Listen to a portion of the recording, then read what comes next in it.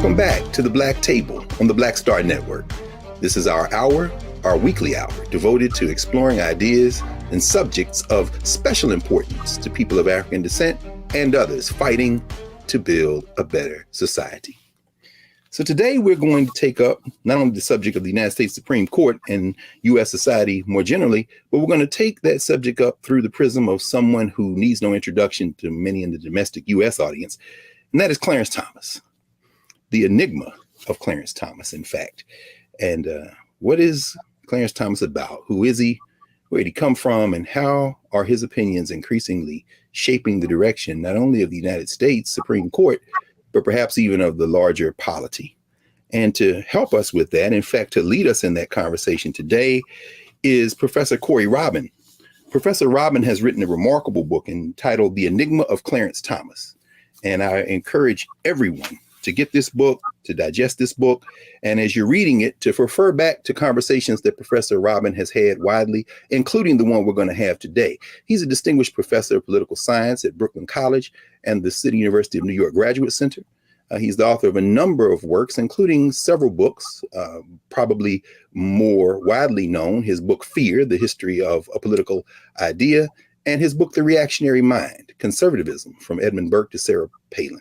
He's won a number of awards. He's studied, taught, and published across the range of political theorists, from Hobbes and Montesquieu to Arendt and Hayek and so many others, Tocqueville. And in this book, he adds Du Bois, Frederick Douglass, Martin Robeson Delaney, and so many others, including contemporary scholars like Cedric Johnson, the Fields Sisters, and so many others. He's won a number of awards from the American Political Science Association. He's been a fellow, among others. He's been a fellow at the Russell Sage Foundation, the American Council of Learned Societies, and the Princeton Center for Human Values. Without further ado, I'm sure he probably would have said keep all that short, but it's important to know who we're in conversation with today. Joining us at the Black Table today is Professor Corey Robin. Welcome, Prof. Thank you very much. Really happy to be here. Yeah, the pleasure is ours. Pleasure is ours, brother. We really have been anticipating this conversation for quite some time. This is a book, to our understanding, as you write in the epilogue of the book, that you hadn't set out to write, huh? Could you? But before we get to how you came to this book, let's talk a little bit about your overarching project. You're a political theorist by training and teaching, huh? Tell us a little bit about your interests and how you frame this human project in terms of politics. What are some of the ways that you kind of line out political theory? Well, I'm on the left, but I've always been interested in the right and the forces of reaction, counter-revolution, and conservatism, the broad front of reaction. And that goes back to my first book, which you mentioned in the introduction. But when I finished my second book on the reactionary mind, I really thought I was done with the right, and I wasn't going to be interested in it anymore. And, the world had other things in mind, for me. And so I came to this project a little bit unwillingly. Somebody had asked me to write an article for an anthology on Clarence Thomas. I mean, the anthology was on African-American political thought more generally, but they wanted a chapter on Thomas, and nobody wanted to do it. So I I sort of got stuck with it. And like I said, I wasn't into it because I wasn't really interested in the right anymore. But once I started reading about this guy, about whom I think I had most of the usual stereotypes that people have about Clarence Thomas, it really broke things open for me. And I felt like there was a much bigger story here that had to be told. And that's how I came to the book. Wow. I mean, I tell you, man, and I say this, and I bought the book shortly after it came out. And as I said before we started talking for the recording, I teach a class at Howard Law School, and I just carried the book in the class with me. I'm like, do y'all understand how closely Clarence Thomas's ideas, his upbringing and formation mirror that of so many Black people in this country? And there's virtually nothing that I'm aware of that approaches Thomas's judicial philosophy, his politics, through the lens that you do. In fact, you say, what is it, that Clarence Thomas's life and work somehow is the story of the last half century of American politics, including our many defeats, some of our triumphs, but ultimately kind of traces it out. And finally, as someone who is probably would be characterized as a Black nationalist, certainly a Black internationalist, and you write that he doesn't really have much interest in Black internationalism, you say, well, I didn't set out to frame him as a Black nationalist necessarily the way we would talk about Black nationalism, but I'm looking at the overlap of conservatism and Black nationalism. But Prof, you call Clarence Thomas a Black nationalist, man. Help us understand that. This is the thesis of this book. Could you talk a little about what is the thesis of the Enigma of Clarence Thomas? Sure. Well, it starts with who he was as a younger man. And I can get into much more detail about that, as the show goes on. But for his formative political years, he was a Black nationalist. He had come north from the South. He was a student at Holy Cross, and he helped found the Black Student Union. He was part of a cohort of Black male students who was recruited in 1968. And he helped form the Black Student Union, as I said, and they had a manifesto that he was the secretary treasurer. And if you look at the principles of that manifesto and the principles by which these guys acted, and they were guys because it was still an all-male college, they were very much in concert with a lot of the Black nationalist tenets of the late 1960s and the early 1970s. Very hostile to certain kind of integrationist ideas, very much in favor of Black separatism, very much uplift the race kind of philosophy, and they saw themselves as, and Thomas in particular saw himself as a race man, as very much believing that the fate of Black people depended upon Black men. And so, one of his formative influences was Malcolm X. He had he memorized all the speeches, not all the speeches, but many of the speeches of Malcolm X by listening to them on records. That's how people used to pass those around back in the day. Was just very much steeped in that philosophy, also quite confrontational. He led the big student walkout in his junior year against General Electric because of their recruiting practices. So it was a real part of his formation. And the important thing to say about all this is, as he moves to the right in the mid 1970s, what's interesting is how little of this earlier formation he gives up. People have noticed along the way that he was once a Black nationalist as a student, but the assumption was, well, he moved to the right and then junked it all. And what I found, that's what makes this a story, is how little of that he gave up. And so that's the real thesis of the story is this marriage, as you say, between kind of Black conservatism and Black nationalism. And thank you, Prof. And particularly for our younger folks and our students out there, including law students, law professors, and others, you are building your analysis with a methodology that had you engage the entire arc of his judicial opinions, huh? I mean, what'd you say, by 2018, he's over 700. You and your assistants, y'all actually went through all of his stuff? Yeah, and I should say these opinions are long. They are not short.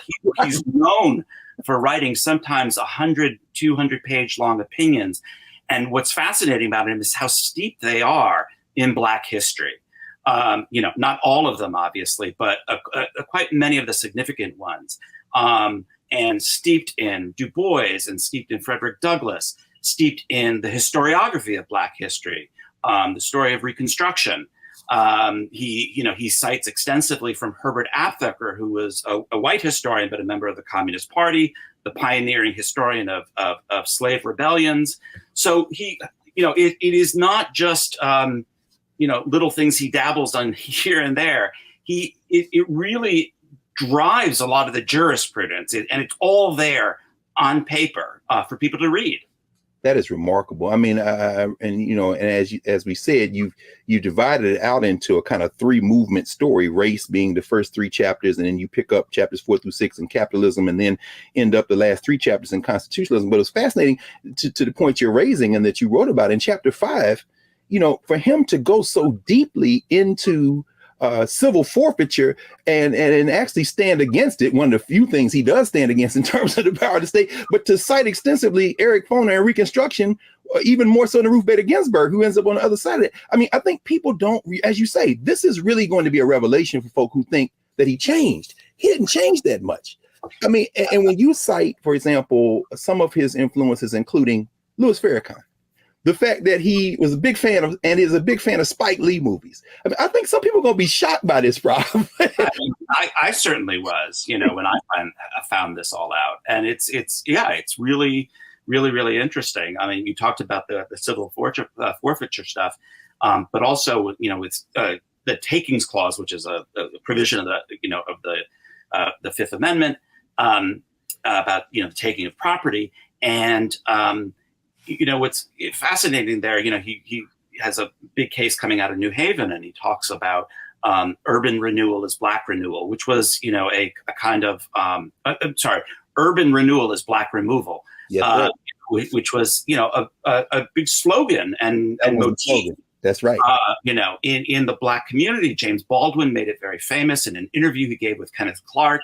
And, this is just kind of part of his language and the idiom in which he speaks. So again, it's very deep with him. And the real question, that I think for readers and listeners and citizens to grapple with is, there have been conservative black nationalists before. That's hardly a discovery of this book. And, scholars know about this. I think in popular imagination, it gets short shrift, but, that's not an unknown thing.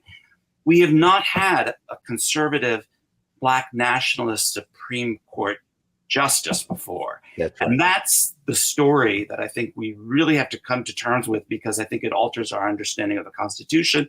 It alters our understanding of African-American history and its relationship with white supremacy and these white supremacist institutions. I call the book The Enigma of Clarence Thomas, because that is the big enigma, is how did somebody like this end up, and the cover shows this, in this very white institution. That's right. That's right. Well, Prof, we're going to pause here for a moment, and when we come back, we're going to continue this conversation with Professor Corey Robin, author of The Enigma of Clarence Thomas. Back in a moment here on the Black Star Network.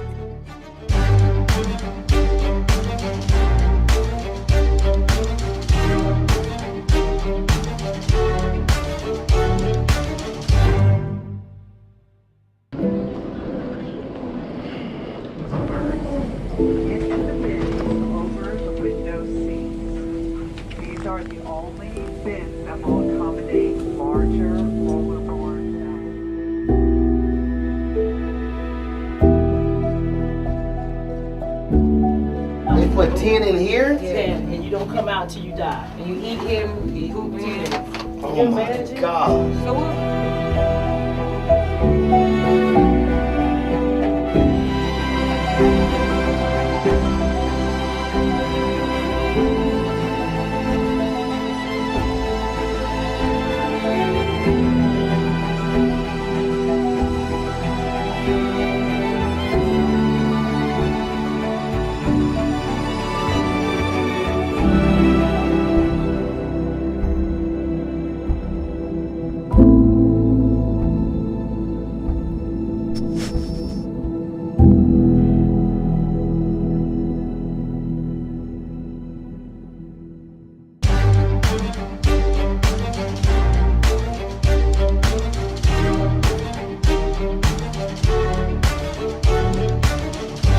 Welcome back to the Black Table here on the Black Star Network. I'm your host, Greg Carr, joined today by Professor Corey Robin, the author of The Enigma of Clarence Thomas.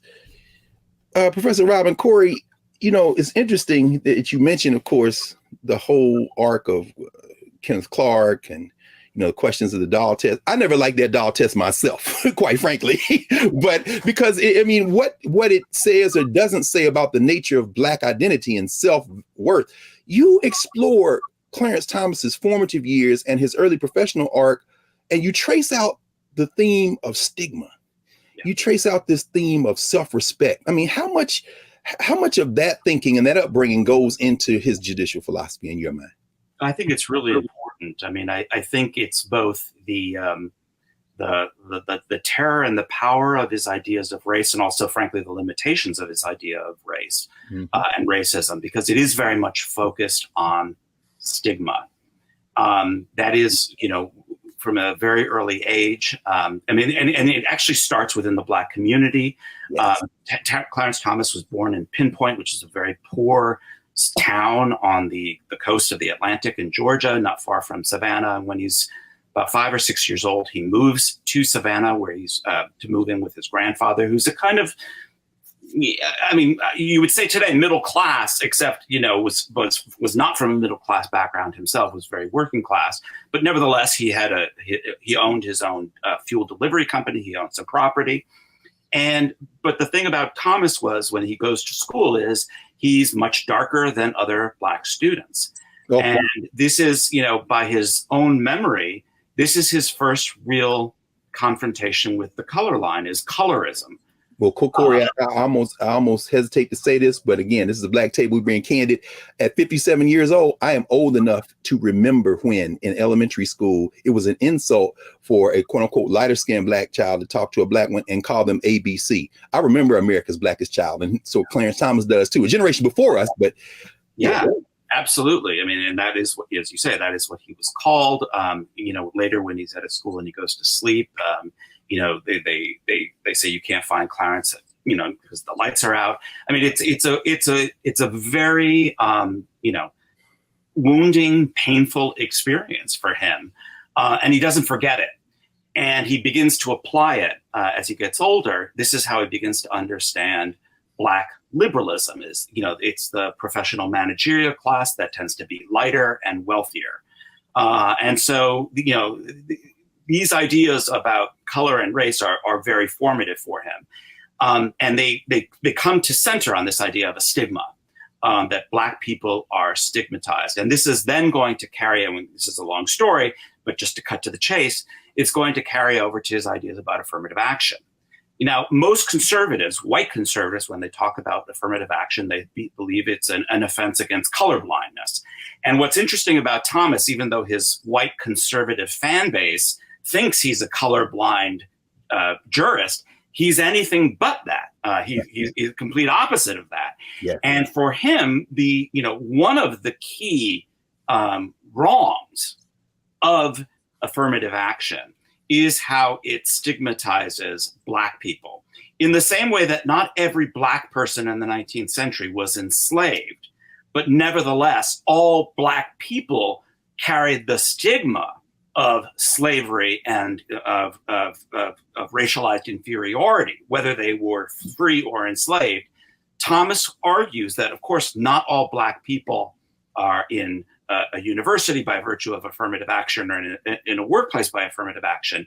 Nevertheless, because of racism, they will carry that stigma that they got there. And it's not just a stigma of inferiority, it's a stigma of that you could only get where you got to by virtue of white benevolence. Yes. And this is, very important for his ideas about racial uplift and the centrality of Black self-help, that affirmative action is an ideological story that persists with this this notion that Black people can only get to where they get to, if they get anywhere, yes, by virtue of white help.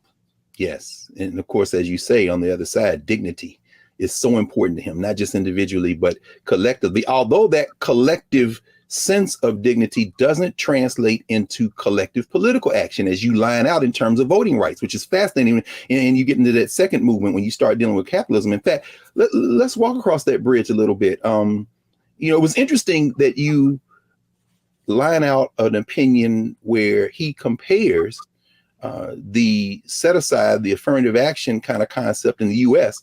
to apartheid in South Africa.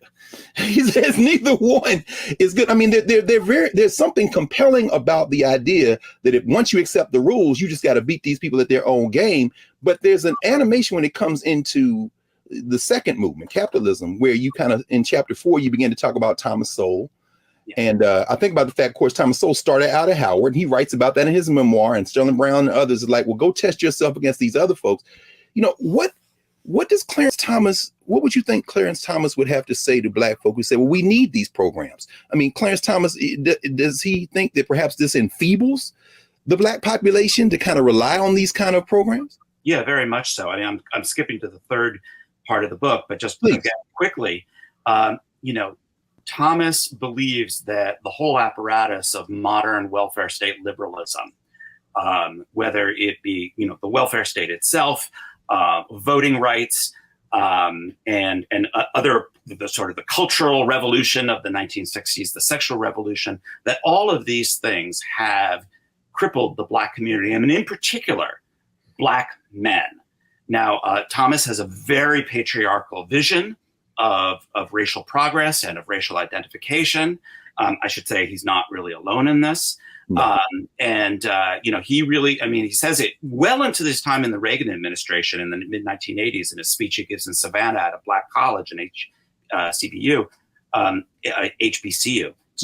Ironically, of course, Savannah State, right there near his hometown, no question. Yeah. Exactly. And he says, I'm getting to get the quote on, but the future or the fate of the Black race depends upon the Black man. And this is not in his, young undergraduate days. This is when he's, a member of, the head of the EEOC in the Reagan administration. And so this is, for him, all of these liberal programs have weakened Black men. And for him, if you were to say to him, we need these programs, that is a statement of abjectness, of destitution so profound and wounding to him that he thinks, you couldn't come up with a greater self-indictment than a statement like that. So he really has this idea of Black sovereignty, Black male sovereignty, I should say. That, the second that it is extended from the state, the white state, and I'll explain what I mean by that in 1 second, that stigma returns and that kind of wound returns, and that it is so crippling and stifling. Now, the reason I say the white state is if Black people help each other, particularly if Black men help their communities the way his grandfather in his memory did, that's a completely different story. So he's not a rugged individualist. And again, he's misread on this by many, many of his fans and his critics. He is not an individualist. He believes very centrally in the importance of communal support. And I put it in quotations because it's really the Black patriarch dispensing his patronage to the Black community. That is his vision. He does not believe is crippling. That he believes is empowering, that he believes is the path of racial progress. And what's more, he says, this is the story of how Black people survived under slavery, under Jim Crow. And it's interesting because I think a lot of the Black academic left, uses that word of survival, persistence, the sort of the Black melancholic left. This is the language of Clarence Thomas as well. Indeed. This is not, an empowered freedom movement, that's, in that sense, it is about the persistence of a subjugated, despised minority in the face of, of everything saying you couldn't survive. It's interesting, Corey, because while that is the language of a lot of the Black left and the Black academic left and kind of professional managerial class, for Clarence Thomas, that perhaps would be viewed, as you kind of described, as a top-down philosophy. He's coming from the bottom up, so to speak. And so, there is a class analysis that you get into, particularly when you start dealing with criminal justice and you start talking about issues of incarceration. In your mind, does Thomas perhaps see himself as a representative of the lower classes, the working classes, the poor? Because he does have a sort of contempt, ironically, since he came out of a couple of those institutions, for this kind of professional managerial class. Could you walk us through some of that? Because he's at the center of power. But when I was writing the book, Cedric Johnson, who was a real influence on the book's conception, and his book was sort of transformative for me, but he read the manuscript and he really pushed on that class dimension, and it's complicated with Thomas. He is from, you can't say the Black working class, but he's certainly from a Black poor. Yeah. And then is raised by his grandfather, who was more the Black middle class. He has a weird class background, and then he becomes part of the Black professional managerial class once he goes to Holy Cross and onward. And on the one hand, he has real contempt for that Black professional managerial class. I don't think he's that strange or rare in that regard. A lot of white PMCs have contempt for other, it's pretty common. And quietly has kept Prof a lot of black too, but let's just be frank about. I'm sure Cedric said that to you anyway. And so there's that kind of contempt, and he claims to be speaking on behalf of the authentic black community that is working class, that is poor, and so on. And yet, as you pointed out in the book, his conception of racial wounds and racial grievances, are very much, with this focus on stigma, for instance, they're very much, PMC type concerns. Because when he talks about it, it's how you get viewed in the seminar room, how you get viewed in the executive boardroom, how so it's a very rarefied strata, and he's not particularly interested in the kind of stigma that gets attached to black working class men, in inner cities, in high crime areas and so forth. And to the extent that he does talk about that, his answer is, and he's very frank about this, actually. I mean, that's the other thing. He doesn't hide any of this. No. He's very upfront. And his answer is, all the more reason why, if you're black and you're male and you're poor and working class and you live in a city, you need to stay the hell away from anything. My God. Anything that even will attract, even the slightest bit of notice from the police, from the state. All the more reason to stay away. And he claims this is what his grandfather taught him, and that, liberalism has blurred that line to the detriment of the black community. We appreciate you, Prof. I'm sure there are a lot of our viewers right now who had very similar talks in their families. So this is not unfamiliar at all. And it's been really a revelation so far. We're going to take a pause for a moment, Prof. And when we come back, we're going to continue this conversation here at the Black Table with Professor Corey Robin, author of The Enigma of Clarence Thomas, political theorist, student of political theory. And we'll be back in a moment.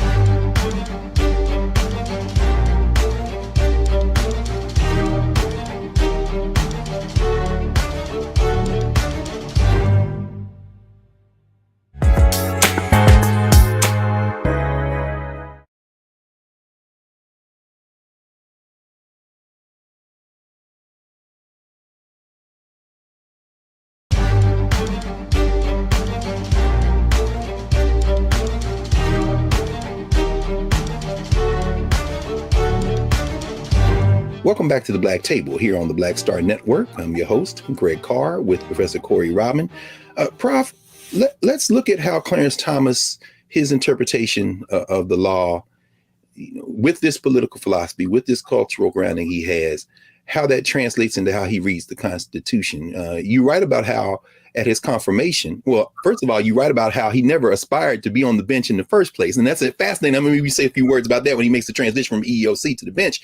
But at his confirmations, people might think that he would be an originalist. But in fact, he talks about the Constitution being a living document. And people have accused him of being a kind of doctrinaire when it comes to natural law. But you write, when you go through his opinions, that is in fact not the case.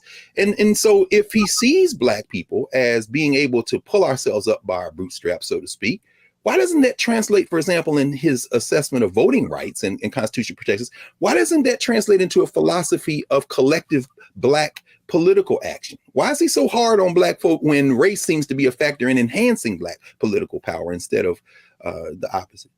Any of those things? Sorry, what's that? No. Go right ahead. I'm sorry. Yeah. So, I mean, this is, in a lot of ways, I think you get into the real kind of darkness of his worldview. And it's a very conservative one in this regard, which is that the more adversity, the harder things are, the more heroic the efforts that will be launched in response to that. It's a very masculinist view. Yes. It's a very, in some ways, it's a kind of very Catholic view. He quotes from Thomas Aquinas, to justify these kinds of views. But again, he's not shy about this. And so for him, the thing about voting rights I mean, there's a lot of things he has a critique of voting rights, but is that, again, it all depends. Well, it all depends upon white beneficence. This is a country in which there is a white majority and black people are in the minority. And in fact, he gives this very famous interview to Juan Williams in the 1980s. Juan Williams, back then when he was at the Atlantic. And he says, let's assume that you could parcel out political power to every group by percentages, group rights kind of a point of view. Mm-hmm. He says, who's going to come out on top and who's going to come out on the bottom? White people are always on top. Black people will always be at the bottom. And the more you depend upon white actors, white benevolence to secure your status. And he says, let's be clear, that's what a lot of these, voting rights, gerrymandered decisions are all about. That's why he compares it to racial apartheid, is that these are all under the control of white political actors. And that which is given to you and which you depend on as a gift can and will be taken away. Corey, that sounds remarkably close to, not the same as, but it certainly overlaps with somebody who you say Clarence Thomas actually gives favorable reviews to, and that's Derek Bell. Yeah. Yeah. I mean, in 1987, 88, he reviews one of Bell's books in the Wall Street Journal, and it's a remarkably sympathetic view. It's also very, similar to what Marcus Garvey said about the vote. Absolutely. It's that the state, the political, because it is necessarily, by definition, especially in a democracy, it is the sphere of the white majority. Black people will always, come out on the bottom and can't depend upon it, and therefore should turn to a different sphere altogether. They should give up on politics, not just voting, but protest politics, social movements, community organizing, the whole panoply of Black politics. They should give up on. And so again, people read these opinions about, on voting rights. He has not been shy about this. No. And one of the frustrations I have is that, people think that Clarence Thomas, if he says anything that sounds Black nationalist or he quotes Malcolm X, he's somehow lying. This is a guy who's willing to say some of the most horrific things. Yeah. He's not shy about it at all. So why would he want to dress it up in any way? It doesn't really, add up. But he's just, like I said, very, very forthright on the question about voting rights and about politics. And I call this white state black market, this part of the book. And that is why he really turns to the market and has, I think, a completely absurd idea about capitalism and its separations. But again, not unprecedented. I was really influenced in some of the revisionist historiography on Black Power movements in the late 60s and early 1970s. A lot of them are experimenting with Black capitalism. Oh, it's no question about it. So he's not that far off from that whole milieu. And of course, the Nixon administration very cynically uses. That's right. They take out ads. Black power. Capitalism is Black power. That's right. So it's a very murky time in the late 60s, early 70s. Really after 1968, which was the high point of Black success and Black political protest. When people are engaging in these experiments and, just Thomas, he's like any ideologue, he just takes that idea and he runs with it all the way right to the end. Well, let's talk about that some, Corey. So if the market then is the answer, if capitalism is the answer, at least a step in that direction of an answer of Black power and Black self-empowerment, then why does he come out where he does on questions like, for example, disparate impact cases? And why does he not, even in terms of the relationship between speech and money, is he so laissez-faire when it comes to these kind of corporate interests, when folks on the other side would say they're putting their thumb on the scale, Clarence, the state has to intervene. Could you walk us through some of that? If the market is the answer, how does he come down on some of these issues the way he does? Yeah, I mean, this is where I think the more, libertarian or, conservative part of him, he really, kicks in. Let's take a step back first. Yeah. I think, first of all, I think he thinks of the economy not as the way he thinks of the state. It's not a completely cohesive, unitary thing. It has niches in it, and it has spaces. So you look at something like black hairdressers. He looks at all these niches that African Americans over the years have filled and have accumulated some kind of wealth and capital. And he said, and again, this is a very autobiographical story for him. This is the story of his grandfather. Black people weren't getting oil, fuel. And so his grandfather started off by just delivering wood, and filled a niche. And he really thinks that that is the way that capitalism works. And it's also very Booker T. Washington, very Isaiah Montgomery, very Marcus Garvey, as you say. Even as ironically, Washington is kind of surreptitiously funding challenges to Jim Crow laws in the South. His public face, this is very consistent, as you say. I mean, and still resonates in a lot of corners of the Black community today. Absolutely. And this is the circles in which he's traveling in the 1970s and the early 1980s. Other Black conservatives are really, making these kinds of arguments. And they've been sort of forgotten by there was a time in which those arguments got a lot of attention in the mainstream media and the white media. And it's all been kind of overshadowed over the years by a lot of other developments. But, these were really, front and center. I remember in high school, Black conservatives, it was really a kind of, the Reagan administration had a lot invested in, making sure people saw themselves connected with this.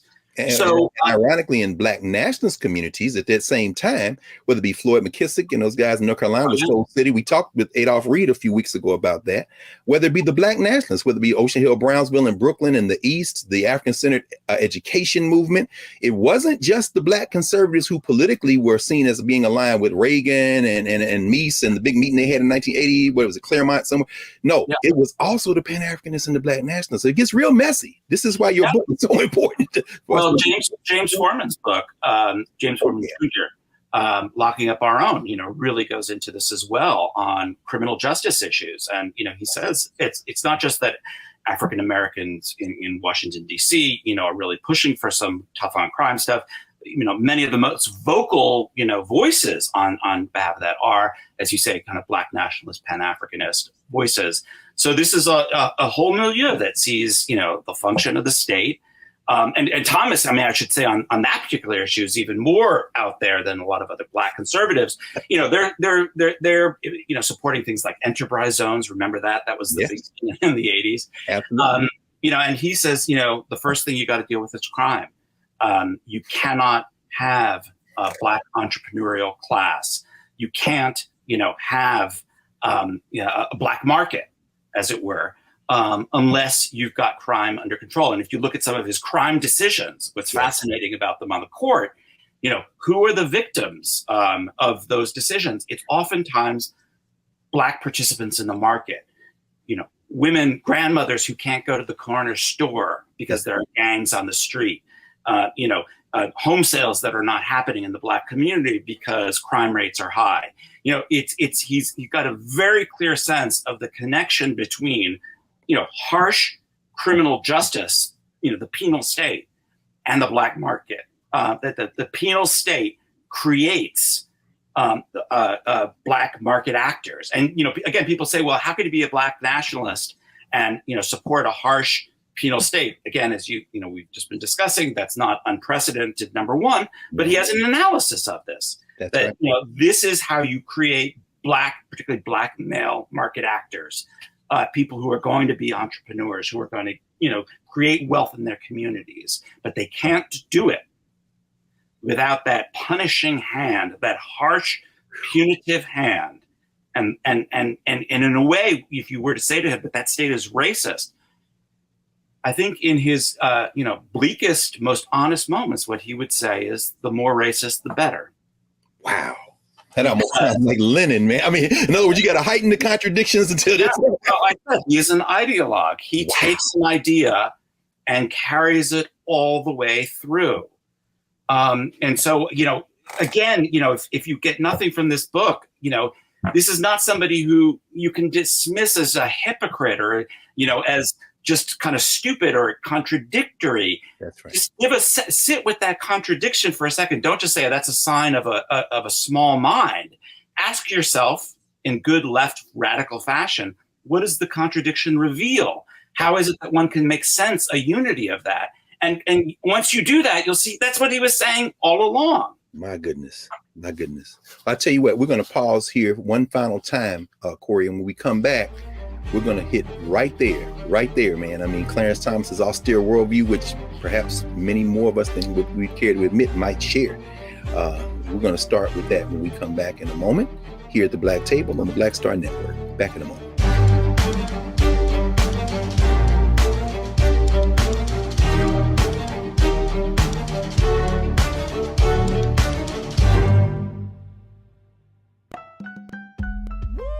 We're all impacted by the culture, whether we know it or not. From politics to music and entertainment, it's a huge part of our lives, and we're going to talk about it every day right here on The Culture with me, Faraji Muhammad, only on the Black Star Network.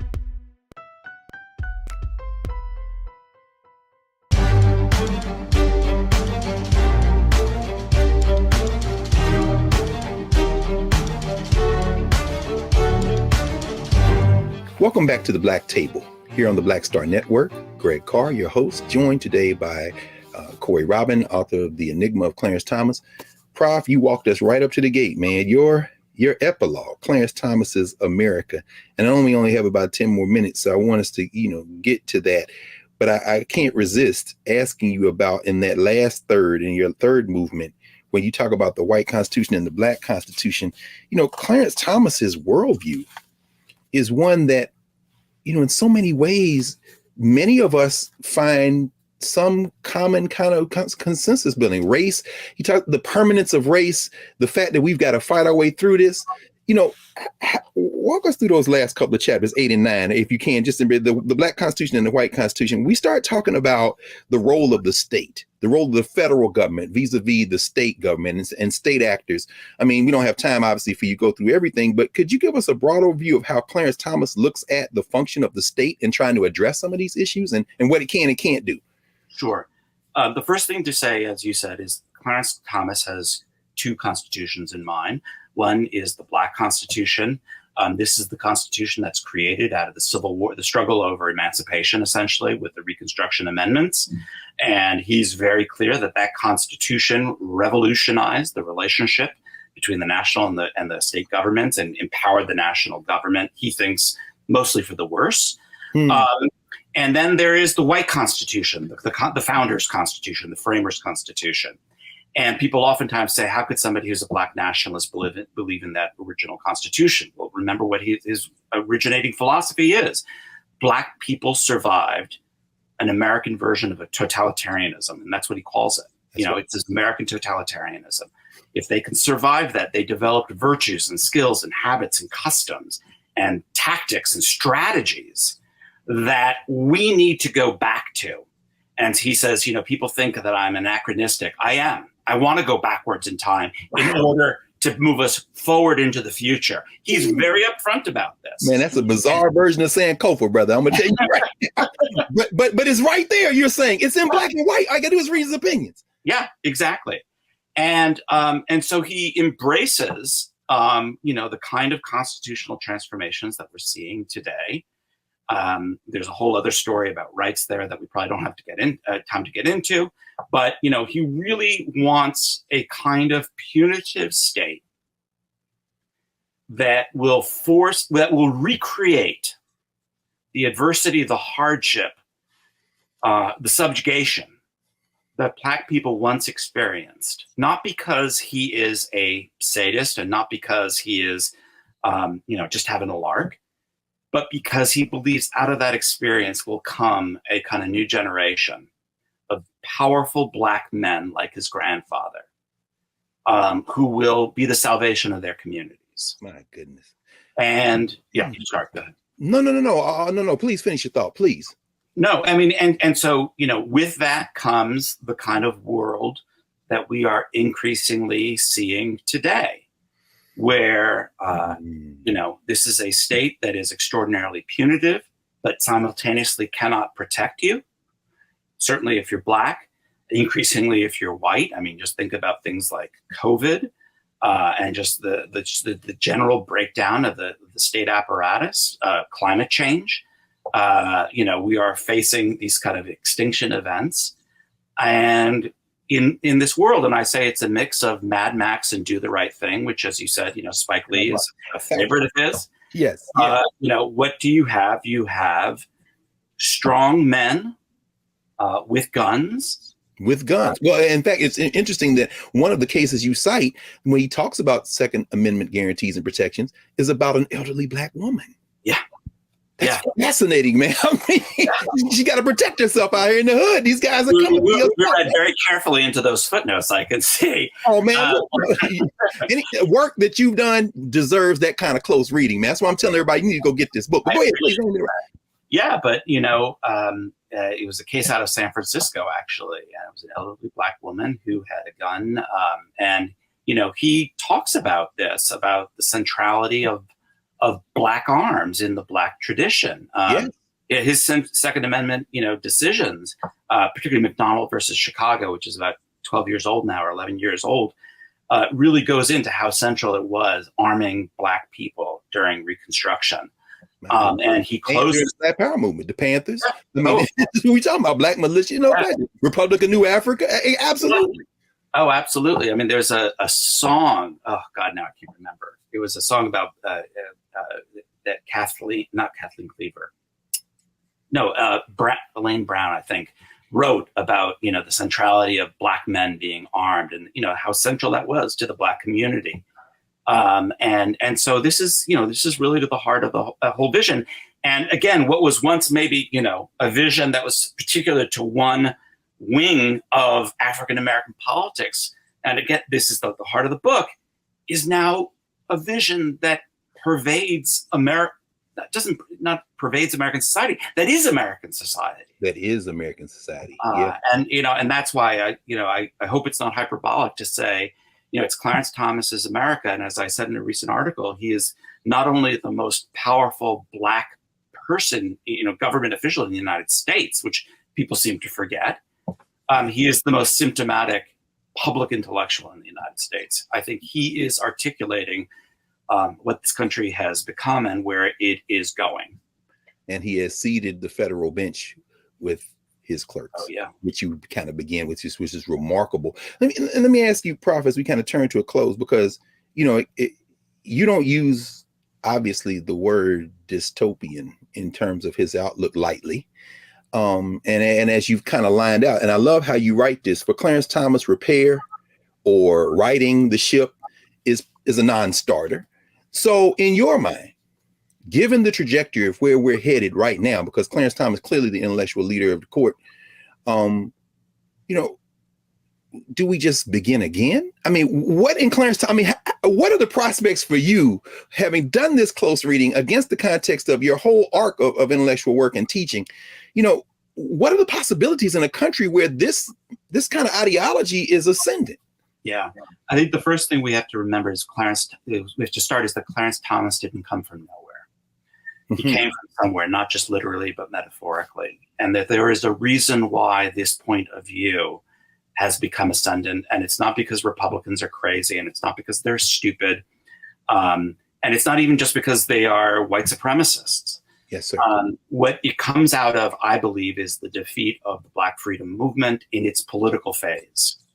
And I take the politics of Black freedom and the politics of the left very seriously, that if you do not believe you can transform society through political means, and I define that broadly, whether it's voting, whether it's social movements, whether it's radical politics, in the broadest sense, if you have given up on that idea, if you believe that, melancholy and defeat is the past, present, and future, I think it's very hard not to end up on the train of Clarence Thomas. And so where do we start is by confronting that, not just the ideology of defeat, but the reality of defeat.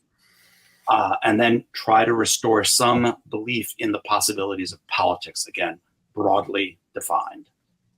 Well, I think we all, I'm sure everybody watching this would join me in thanking you for undertaking this work, which you hadn't set out to do, but which kind of extends your previous work. And I'll ask you one final question. What you working on, man? I know you have a few projects that I read about that you're working on. What's next? What's next, Professor Robin? I'm trying to write a book about intellectuals and capitalism, basically, how people have thought about capitalism since the 18th century through today. So a little less presentist, obviously has, some implications for today, but a little bit going back to history. Absolutely. Well, we wish you Godspeed, and hopefully, you'll come back and join us again. And listen, I'm glad we were able to schedule you, because I suspect as the months and years unfold, your dance card is going to try to pull you out of the classroom and out of the library a lot more, as people realize, hey, we need to go get the Enigma of Clarence Thomas, because this is the ideology and intellectual work that is informing the state.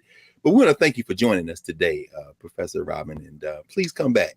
All right. Thank you very much. And I'd be happy to do it. I really enjoyed it. Thank you so much. We'll be back in a moment to clear the table here at the Black Table on the Black Star Network. Back in a moment.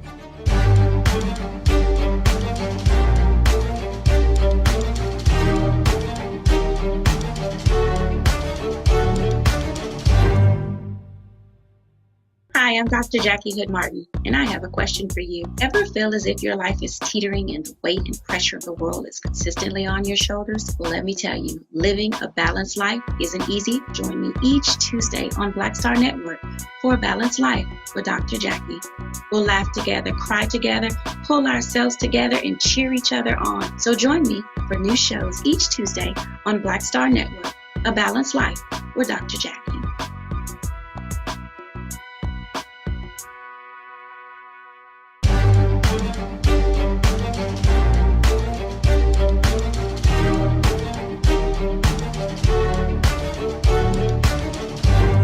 In 1950, when Carter Godwin Woodson passed away here in Washington, D.C., at the age of 75, W.E.B. Du Bois wrote his obituary in a small journal called Masses and Mainstream.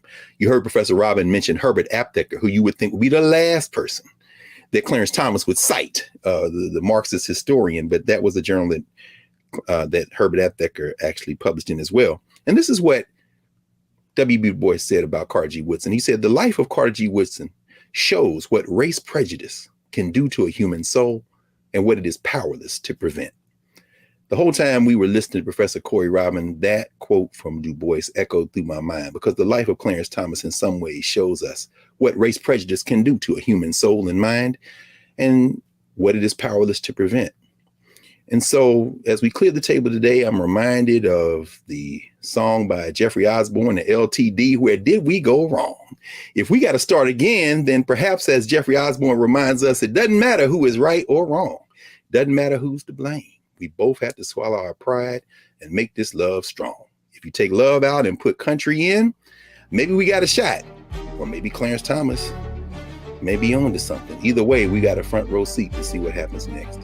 Join us next week here at the Black Table and support the Black Star Network. We'll see you next week.